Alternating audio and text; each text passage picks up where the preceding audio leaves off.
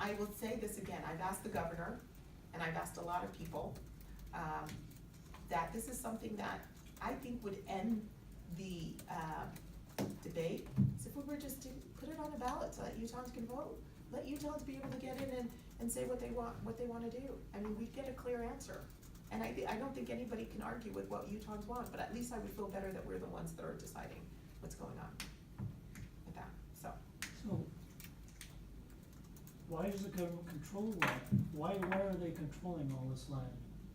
I don't know, I mean, it was something that was done years ago, and, Well, you when know, it came to there's state, not, yeah, and. they took over, but they never, there was a promise made, they would give back the land, but. Don't it forget, a never lot of happened. these lands are very arid. They did try at one point to sell lands. Yeah. Some people would not take those lands because there wasn't enough water on land to make those lands profitable. These lands are very difficult in terms of fire suppression. They cost a lot of money to, deal with fire resources. But we're making the point here, see, this is the point I'm making, is that we are not having this discussion. I could actually sit down, get a group of our outdoor recreation group, land preservation group, environmentalist groups, your group, you know, you name it, people that can actually solve this problem. Here, I believe that. That can actually solve the problem, and we'd say, you know what, yes, we believe that this should be preserved, yes, we're gonna do this, this is a national park, this would be a beautiful national park. Yes, we wanna be able to allow people to have access to the land because these tribes have been using this land for years, and they wanna be able to still have access to this land. I bet you, we would have a better interest of what to do. The problem is, it's not in our hands, and I think that that's what frustrates everybody. Okay, we're gonna move on, we got two more, we're Sorry. out of time. Yes. Yeah, my name is Barry Farrer. I'd like you to elaborate a little more on the immigration issue. It seems like to me that it's a privilege to be in this country, not a right. And we have, it's an obligation of the federal government to defend our borders and to regulate. And I don't feel the system's broken. There's no guarantee that it's gonna take X amount of days, hours, weeks, years to get into this country. Okay. And so, we should be scrutinizing and bringing in the best of the best, but not everybody gets to come in. Okay, then, and that's not what, that's, nobody said not everybody gets to come in, but let me just put it this way. It is our job in the Constitution, in Article 1, Section 8 of the Constitution, to create a uniform rule of naturalization. That is a way, an immigration process. Right now, there really is no uniform process. It's cut and dry, and the reason why it's broken is because we have issues that we all agree with that need to be fixed. There are a lot of issues, there are a lot of things that we're dealing with. Right now, we've got, there are people that are here on visa overstays. There is no uniform rule of naturalization at all. And I think that has to be fixed. I do believe that it is a privilege. My parents came. My great grandparents came from At some Ireland. point, that's what I'm Legally. saying, at some point legally. My parents came legally also. Right. But it is easier to come into this country illegally than it is to come to this country legally. That's the problem. That's the problem, and that's broken, and it has to be fixed.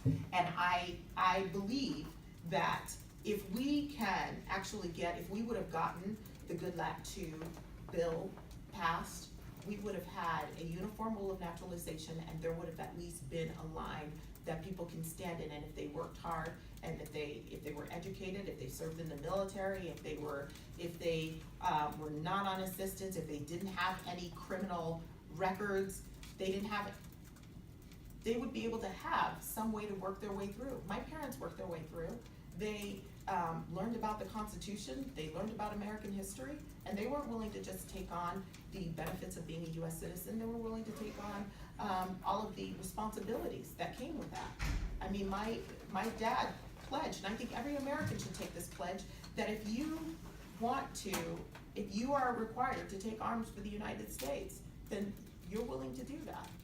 And so, I guess what I'm saying is that I don't want for there to be two classes of Americans, people that are US citizens, that found their way through. Politicians and people. But I don't want there to be, right? And then people who would never aspire, no matter how hard they work, to be able to earn their right to be a US citizen. I do believe that the system is broken because we're getting we're not getting the results that we want. It's like him, take him 70 years to become a US citizen. Yeah, Well, and when it was easier, like I said, it took my family, 8 to 10 years, when it was easier, in the 70s. And I'm a product of that, and at some point, every single one of us, our ancestors immigrated into this country at some point. And so, again, I agree with you on borders, but it's more about, to me, you wanna keep terrorism out. I'm seeing a lot of, human and sex trafficking come across those borders. It's about fighting terrorists, it's about fighting, making sure that we're keeping Americans, and people that are in this country safe. I agree with that, we need to have border security, but we also need to have a uniform rule of naturalization, a policy that people can uniformly go through and, be able to work their way through, or not. But it is not a right, it's a privilege. It's a privilege, that my parents worked for and earned the right to become a US citizen. So that's what we want. If we want to, encourage good behavior, then we create a process that is going to be good for the United States and that gives people a way that they can go through. Right now, it's different for everyone. It's very discriminatory also. You know, Yeah.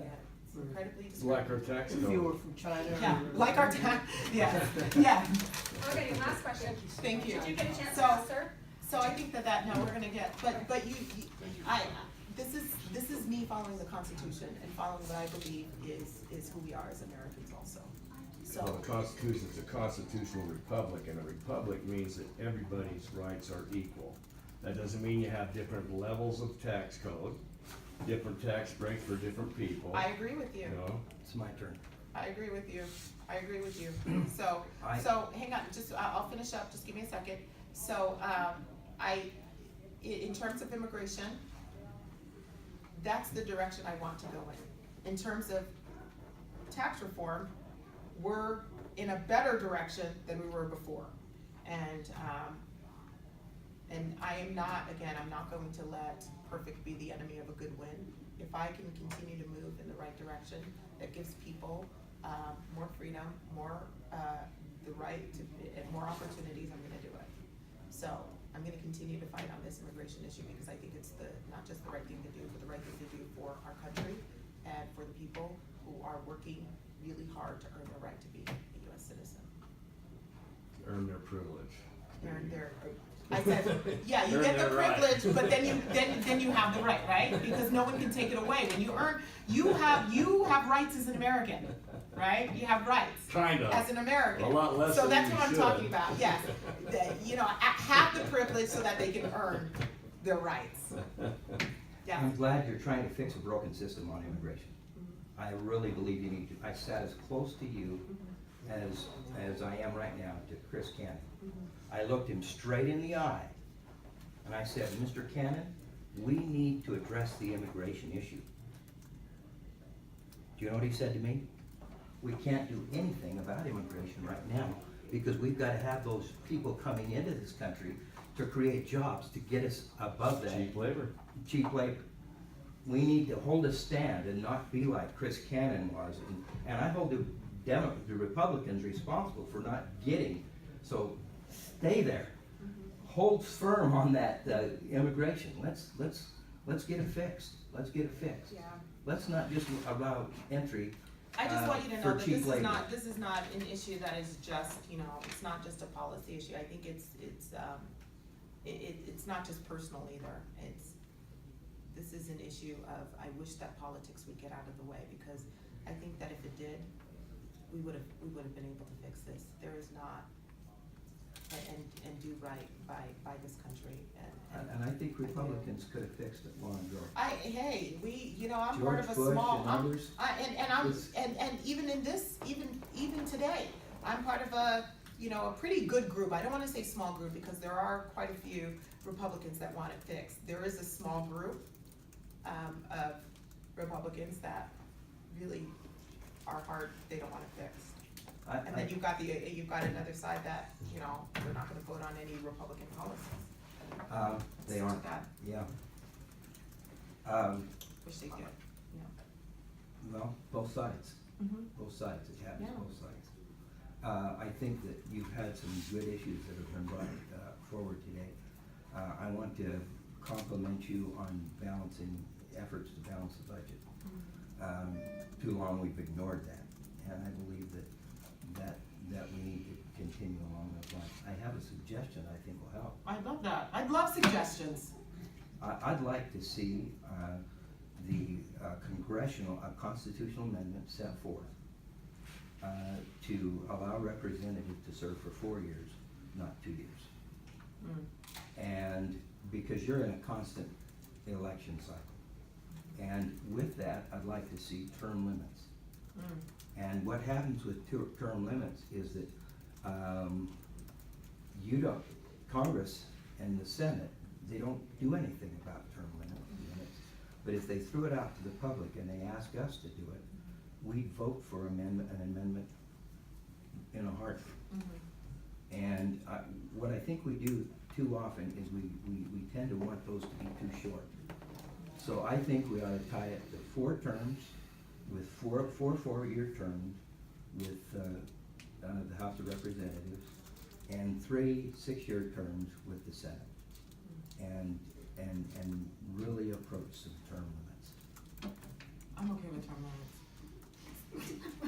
I'm like, I'd like to have a life too, yeah, so I'm fine with term limits. I'm asking for something impossible is what you're saying. No, it's very difficult to amend the Constitution, which was what it would take, but I'm telling you right now, I'm okay with term limits. I'm actually fine with it. I don't. We're in a constant election cycle. Would you go for a 4-year term for a representative? Well, it probably wouldn't affect, I tend to take a different approach. I try and do my job, and hope that the other stuff takes care of itself. But, yeah, I know what you're saying. It's very difficult to be able to, I think it's the reason why the Senate's too slow, and I think it's also that 2 years actually helps the House work a little bit faster, so there's a little bit of a balance that you have to look at. We get a lot more done in the House, and I think that's actually, I think that it's tied to how long people are there. Okay, we got one more group, we gotta That's what I think. end this one. But I'm okay with term limits.